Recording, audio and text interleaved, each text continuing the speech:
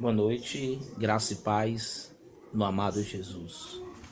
Eu louvo a Deus por mais uma oportunidade. Hoje estamos transmitindo pelo YouTube, porque achamos melhor hoje fazer assim.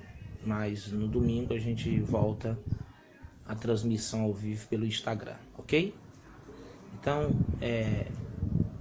eu convido os irmãos a abrir as suas Bíblias na carta do apóstolo Paulo aos 1 Coríntios, no capítulo 5, versículos 7 e 8. Carta do apóstolo Paulo aos Coríntios, capítulo 5, versículos 7 e 8. Diz assim as Escrituras Sagradas: removei o fermento velho, para que sejais massa nova, sem fermento. Assim como de fato sois, porque Cristo, nosso Cordeiro da Páscoa, já foi sacrificado. Portanto, celebremos a festa não com fermento velho, nem com fermento da maldade e da corrupção, mas com os pães sem fermento da sinceridade e da verdade. Louvado seja o nome do Senhor. Vamos orar em nome de Jesus. Pai, nós louvamos o Teu nome e Te agradecemos e Te honramos, Deus Todo-Poderoso, Deus de Israel, Deus da Igreja, Deus Santo, cabeça da Igreja, dos salvos, dos eleitos. Nós louvamos o Teu nome, Senhor, por Tua bondade, pelo sacrifício de Cristo na cruz do Calvário, por ter morrido na cruz para perdoar todos os nossos pecados e nos libertar dessa cadeia, desse mal, e nos tornar vivos para a justiça. Nós Te louvamos e suplicamos a Tua bênção nesse momento de reflexão da Tua santa palavra, no nome de Jesus. Amém. Eu estive lendo algumas coisas sobre a Páscoa e eu achei interessante um artigo muito pequeno. Eu queria aprofundar esse artigo, queria dar meu parecer, que é sobre a Páscoa de portas trancadas. Irmãos, a Páscoa é uma das datas comemorativas mais importantes do nosso calendário. E atualmente tornou-se uma data tão comercial, tornou-se uma data que poucos lembram ou conhecem o seu verdadeiro significado. E para contextualizarmos neste período, de acordo com a Bíblia, a palavra de Deus, os descendentes de Abraão, Isaac e Jacó, eles viviam como escravos há mais de 400 anos no Egito. E a fim de libertá-los, Deus designou Moisés como líder do povo hebreu. Isso está lá em Êxodo, nos capítulos 3 e 4. Em obediência ao Senhor, Moisés dirigiu-se a Faraó a fim de transmitir-lhe a ordem divina, que era: deixa ir o meu povo. Essa foi a ordem de Deus para Faraó através do seu servo Moisés, que ele escolheu para libertar o povo do Egito. Amém? E para também conscientizar o rei da seriedade dessa mensagem. Porque já haviam acontecido 9 pragas e o rei ainda continuava com o coração endurecido até surgir a 10ª e última praga. Moisés, mediante o poder de Deus, enforcou pragas como julgamento contra todo o Egito. E no decorrer, a gente percebe nas Escrituras, no decorrer de dessas várias pragas, o Faraó concordava em deixar o povo, mas logo depois ele segurava. Então, na 10ª praga, está lá no capítulo 12, versículo 12, certo? Deus mandou um anjo. Vocês conhecem a história? Um anjo destruidor, um anjo da morte. através da terra do Egito para eliminar todo o primogênito, desde os homens até os animais. Foi um dia terrível, que aquela praga dizimou tantas vidas por causa da desobediência a Deus, por causa do pecado. Em Êxodo, no capítulo 12, que tem 51 versículos, a gente vai encontrar a primeira Páscoa. Essa foi a primeira Páscoa. E como os israelitas já habitavam no Egito, o Senhor emitiu uma ordem específica ao seu povo. Era inevitável que essa 10ª praga viria sobre todos. E a obediência, escute bem, a obediência a esta ordem traria proteção divina a cada família dos hebreus, com seus respectivos primogênitos, seus filhos, mais velhos, para que cada família tivesse a oportunidade de ter o livramento de Deus. E aí as recomendações foram que cada família tomaria um cordeiro macho de 1 ano de idade, sem defeito, um animal puro, e o sacrificaria. As famílias menores poderiam repartir um único cordeiro entre si. Os israelitas deviam aspergir aquele sangue do cordeiro que era sacrificado.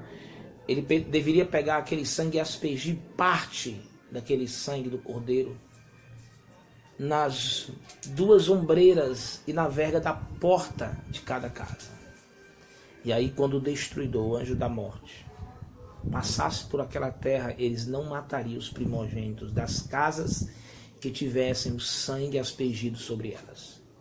Daí o termo Páscoa, que em hebreu significa pesar, que significa pular além da marca, passar por cima, poupar.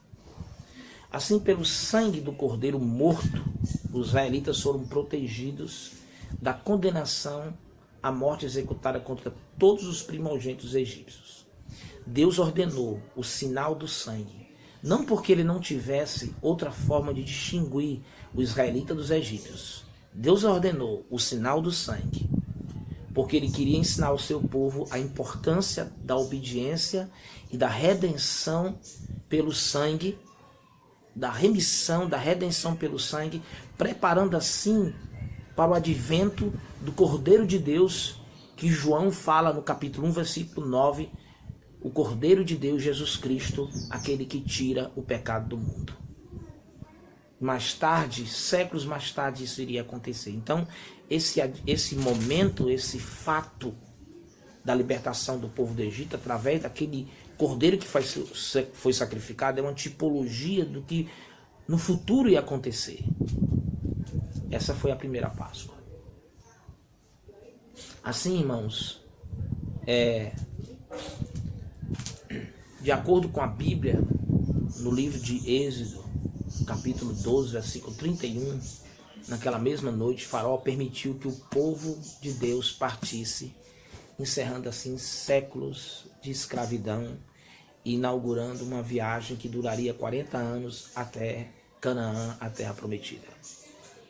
A partir daquele momento da história, os judeus celebrariam a Páscoa toda a primavera, obedecendo às instruções divinas de que aquela celebração seria estatuto perpétuo, como diz lá em Êxodo 12, 14.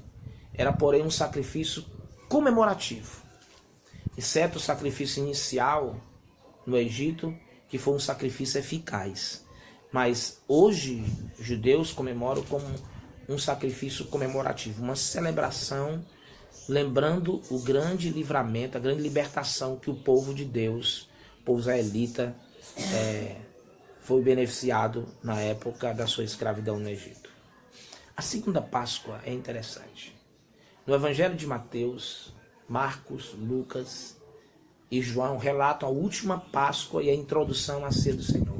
É essa ceia que Paulo dá nas instruções para celebrar na sua primeira carta aos Coríntios, que todo mês, uma vez por mês, a gente celebra a ceia que essa é a nossa Páscoa. Nós não celebramos mais a Páscoa judaica, certo? Jesus instituiu a ceia do Senhor. Essa é a verdadeira Páscoa, é a ceia do Senhor. A celebração do vinho que representa e simboliza o sangue de Cristo e a celebração do pão sem fermento que simboliza o corpo de Cristo que foi partido por nós e seu sangue foi derramado por nós para a remissão dos nossos pecados. No capítulo 12 de João, queria que vocês ficassem atentos. A partir do versículo 27, não precisa ler, Jesus fala de sua morte e glorificação. No capítulo 13, a partir do verso 21 até o 30, Jesus ceia com os discípulos e o traidor Judas Iscariotes é revelado. Agora no capítulo 20, no versículo 19 ao 30, eu queria que os irmãos abrissem as suas Bíblias para acompanhar um texto muito interessante, que é exatamente o dia da ressurreição de Cristo Jesus. É um texto fantástico, um texto maravilhoso. Isso aqui dá sentido a essa comemoração tão importante que é a Páscoa. Então, João capítulo 20, versículo 19 ao 30, diz assim: Chegado, pois, a tarde daquele dia, primeiro da semana, e cerradas, certo? Ou trancadas as portas onde os discípulos, com medo dos judeus, se tinham ajuntado. Chegou Jesus e pôs-se no meio e disse-lhes: Pai seja convosco. Ao dizer isso, mostrou-lhes as mãos e o lado. Os discípulos alegraram-se ao verem o Senhor. Então Jesus lhes disse, pela segunda vez: Pai seja convosco. Assim como o Pai me enviou, também eu vos envio. E havendo dito isto, soprou-lhe sobre eles e disse-lhes: Recebei o Espírito Santo. Se perdoardes os pecados de alguém, serão perdoados. E se o retiverdes, ou se não perdoardes, serão retidos, não serão perdoados. Glória a Deus. Nós temos aqui a segunda Páscoa. A sexta-feira, essas coisas aconteceram na manhã de domingo, quando Maria Madalena, Pedro e um outro discípulo foram ao sepulcro procurar pelo corpo do Senhor Jesus Cristo e lá não estava mais, não encontraram mais. Essa semana foi a semana da crucificação. Sexta-feira foi a sexta-feira da crucificação. E as portas da celebração da Páscoa, que é hoje, no domingo, nós temos uma Páscoa diferente, estranha, mas de algum modo semelhante às duas Páscoas anteriores. Todas as duas Páscoas, né? Elas também estavam com as portas trancadas. As pessoas estavam dentro de casa com as suas portas fechadas. O texto deixa bem claro. Quando chegou a tarde, versículo 19 do capítulo 20. Primeiro dia da semana, estando os discípulos reunidos com as portas trancadas por medo dos judeus. Eles estavam com as portas trancadas, eles estavam com medo, eles estavam nas suas casas. Assim como os israelitas estavam também dentro das suas casas, com as portas trancadas, com medo da 10ª praga. Que semelhança, né? Que situação parecida. E agora a nossa celebração da Páscoa no ano 2020, no dia 12 de abril, no domingo da ressurreição, que nós relatamos agora, nós estamos, por causa do coronavírus, Covid-19, por causa dessa praga, estamos dentro de casa com as portas trancadas. Irmãos, é uma Páscoa diferente. Estranha, mas uma Páscoa diferente. O texto do Evangelho de João não para por aí. Logo em seguida, Jesus surgiu no meio dos discípulos, quando as portas estavam trancadas. Jesus já tinha ressuscitado. E por 2 vezes ele diz: paz seja com vocês. Nós temos boas lembranças, razões para lembrar, repetir e espalhar que na sexta-feira Jesus é o Cordeiro de Deus que tira o pecado do mundo. Lá em João 1:29 fala sobre isso. Mas também nós temos que recordar e temos que celebrar e vibrar que no domingo Jesus é o leão da tribo de Judá, é o Cristo ressurreto, é o vencedor, é o príncipe da paz, é aquele que nos dá a paz e que diz: não tenham medo, não tenham medo, a minha paz vos dou, paz seja convosco. É nesse momento da Páscoa, nesse momento de pandemia, foi na época da libertação do povo do Egito, com aquela última praga sobre o Egito, que o povo foi obediente e recebeu a libertação do Senhor. E hoje nós temos a oportunidade também de receber a libertação do Senhor, de receber o perdão dos nossos pecados, de sermos obedientes ao Senhor. Como que isso funciona, pastor? A morte, o sepultamento e a ressurreição de Jesus não são meras ideias teológicas, mas são eventos reais. Esses fatos bíblicos, a sua morte, o seu sepultamento, a sua ressurreição, esses fatos são bíblicos e históricos, esses fatos realmente aconteceram. Assim sendo, lembremos não somente nessa data, mas em todos os dias o verdadeiro significado da Páscoa. Assim como o Todo-Poderoso, nosso Deus, Deus de Israel, libertou os hebreus da escravidão no Egito, Deus também quer nos libertar da escravidão do pecado. E por isso ele enviou o Cordeiro Santo de Deus, o seu Filho Jesus Cristo. E a promessa está lá em João 3,16, para que todo aquele que nele crê não pereça, mas tenha vida eterna. Isso é fantástico, isso é poderoso. É tão simples, mas é tão profundo. É simples, você deixa de lado toda a sua religiosidade, todos os seus argumentos. Você reconhece que é pecador, que tem desagradado a Deus, que tem ofendido a Deus pela idolatria, por vários pecados, pela mentira, pela prostituição, pela a falta de compromisso com Deus, pelas orgias. Você reconhece que é pecador e você recorre ao sangue de Cristo. A Bíblia diz que todo aquele que nele crê, você crê em Jesus, deposita a sua fé em Jesus. Como muitos fizeram, como Maria Madalena fez, como Pedro, os apóstolos fizeram, como Paulo fez, como muitos fizeram. Eu espero que a sua decisão seja uma decisão não de Judas Iscariotes, mas seja uma decisão de Zaqueu, seja uma decisão de João, seja uma decisão de Tiago, de Pedro, de Barnabé, que a sua decisão seja uma decisão de Maria Madalena, mas nunca de Judas Iscariotes. Crê no Senhor, se você crê nele e confiar nele, você não vai perecer, você vai ter a vida eterna. Não importa como iremos passar por essa crise, por essa pandemia, vamos passar. Mas a pior de todas as pragas é o pecado, porque ela nos reporta ao inferno, que é separação para sempre de Deus. Pense sobre isso, que adianta o homem ganhar o mundo inteiro, desfrutar todos os prazeres deste mundo e perder a sua pobre alma. Essa vida eterna que o apóstolo João fala, ela foi conquistada com sangue. Assim como aquele cordeiro que foi morto e sacrificado de um ano puro, e parte do seu sangue colocado nos umbrais da porta, para proteger contra o anjo da morte, contra a última praga, a 10ª praga que viria sobre o Egito.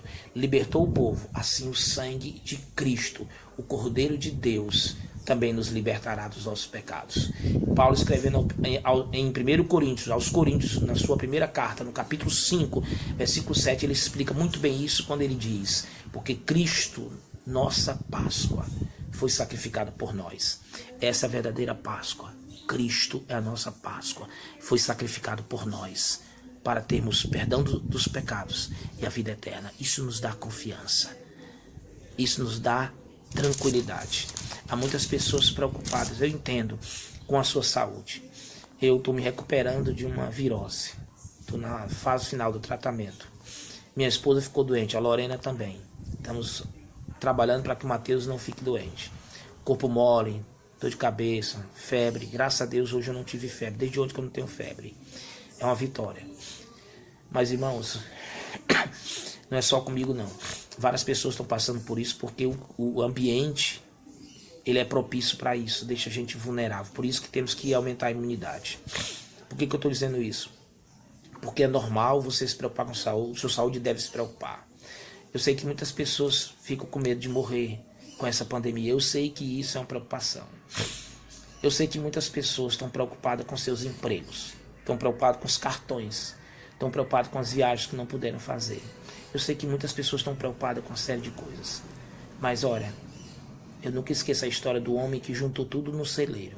E Deus disse para ele: louco, louco, hoje pedirão a tua alma que tu tens a oferecer. A pior de todas as pragas é o pecado. É viver longe de Deus.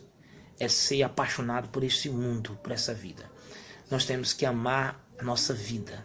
Mas nós temos que olhar para a eternidade, para a vida eterna. Ela é muito mais lucrativa. Nós temos que pensar que a morte de Cristo, ela não só trouxe libertação, perdão dos pecados, regeneração, novo nascimento, novidade de vida, mas também ela nos proporcionou a vida eterna, uma vida para sempre. Quando essa vida passar, nós estaremos para sempre ao lado do Senhor. Que esperança, que coisa maravilhosa. Pense sobre isso, considere isso.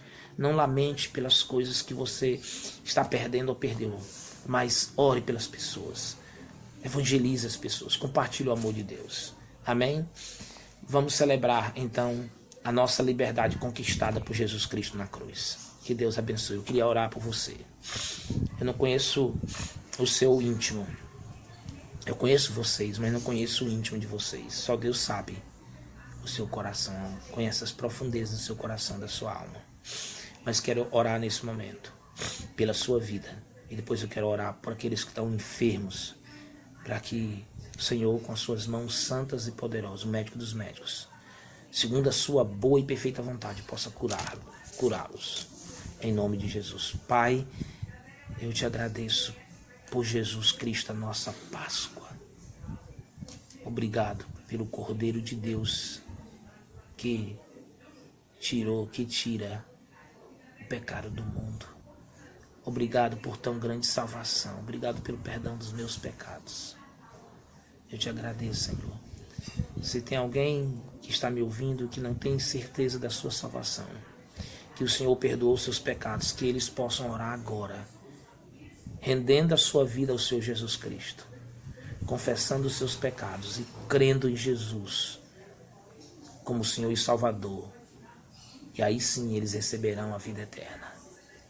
Muito obrigado, Senhor, por tão grande salvação. Obrigado por tão grande libertação. Pai, em nome de Jesus eu oro, no poder do Espírito Santo, por aqueles que estão com febre alta, com dores de cabeça, que estão sentindo náuseas, que estão sentindo, ó Deus, fraqueza no corpo. Eu oro agora para que as tuas mãos santas e poderosas, médico dos médicos, toque nos corpos debilitados dos teus filhos, levando cura e restauração, segundo a tua vontade, em nome de Jesus, no poder do Espírito Santo. Amém, amém. Nunca esqueça, nós temos que olhar sempre para a resposta de Deus. Paz seja convosco. Não tenha medo, em nome de Jesus.